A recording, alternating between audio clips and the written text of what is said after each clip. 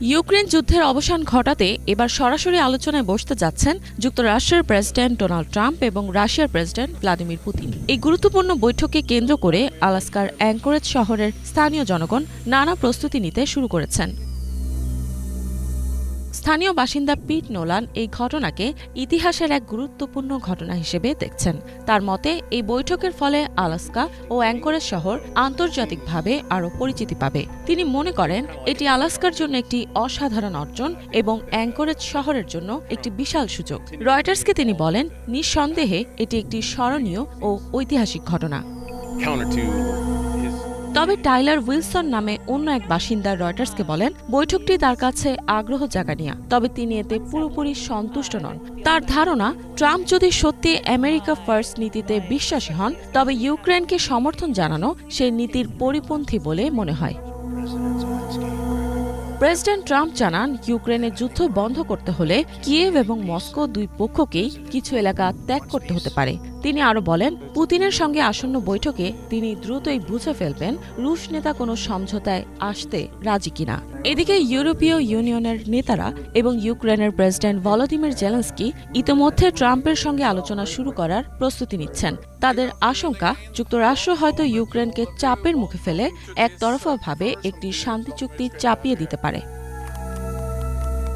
যদিও দেখা যাচ্ছে ট্রাম্প রাশিয়ার বিরুদ্ধে কঠোর অবস্থান নিয়েছেন, যুক্তরাষ্ট্রের অস্ত্র ইউক্রেনে পাঠানোর অনুমতি দিয়েছেন এবং রুশ তেল ক্রেতাদের উপর শুল্ক আরোপের হুঁশিয়ারিও দিয়েছেন। তবে তার ভূমি বিনিময় সম্পর্কিত মন্তব্য ইউরোপীয় ইউনিয়নের নেতাদের মধ্যে উদ্বেগ সৃষ্টি করেছে। এই বিষয়ে সোশ্যাল মিডিয়ায় কিছু ষড়যন্ত্র তত্ত্ব ছড়িয়ে পড়েছে। দাবি করা হচ্ছে, ট্রাম্প ইউক্রেনের যুদ্ধ শেষ করতে আলাস্কা আবার রাশিয়ার হাতে তুলে দিতে পারেন। তবে জেস ব্রাউন নামে অ্যাঙ্করেজের এক বাসিন্দা এই ধরনের ধারণাকে অবাস্তব বলে মনে করেন। অন্যদিকে প্যাম গ্রাভেস নামের আরেক বাসিন্দা বলেন, ট্রাম্পের এই সফরের সময় তিনি বিক্ষোভ করবেন। তিনি ট্রাম্পের অভিবাসন ও অর্থনৈতিক নীতির বিরোধিতা করেন। এদিকে ইউক্রেনের প্রেসিডেন্ট ভলোদিমির জেলেনস্কি বলেছেন, পুতিন যুদ্ধবিরতির কোনো ইচ্ছাই প্রকাশ করেননি, বরং নতুন হামলার জন্য তার সেনা পুনর্বিন্যাস করছেন। এক ভিডিও বার্তায় জেলেনস্কি বলেন, যদি কেউ শান্তি চায় তাহলে সে এমনভাবে প্রস্তুতি নেয় না। রাশিয়ার যুদ্ধ থামাতে চায় না। ইউক্রেনের সামরিক ফ্রন্টের মুখপাত্র জানিয়েছেন, নতুন হামলার প্রস্তুতির অংশ হিসেবে রাশিয়া তাদের যোদ্ধা ও সামরিক অস্ত্র জাপোরিঝিয়া অঞ্চলে স্থানান্তর করছে। ট্রাম্প বলেন, তিনি পুতিনের সঙ্গে আলাপ করলে বুঝতে পারবেন কোনো চুক্তির সম্ভাবনা আছে কিনা। তিনি আরও বলেন, ভবিষ্যতে পুতিন ও জেলেনস্কিকে একসঙ্গে বসিয়ে আলোচনা করানো যেতে পারে।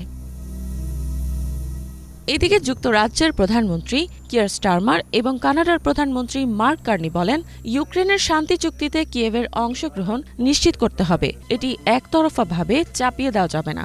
যুক্তরাষ্ট্র ভিত্তিক গবেষণা সংস্থা ISW জানিয়েছে, রাশিয়া এখনও পুরো বিজয়ের আশা করছে। এখন প্রশ্ন হচ্ছে, আলাস্কায় অনুষ্ঠিতব্য এই সভা বিশ্ব রাজনীতির গতি কোন দিকে নিয়ে যাবে? রাশিয়া ইউক্রেন কি সত্যিই কোনো জমি ছাড়তে প্রস্তুত হবে, নাকি এটি শুধু একটি রাজনৈতিক নাটক মাত্র? ইফাত জাহান, বাংলাভিশন।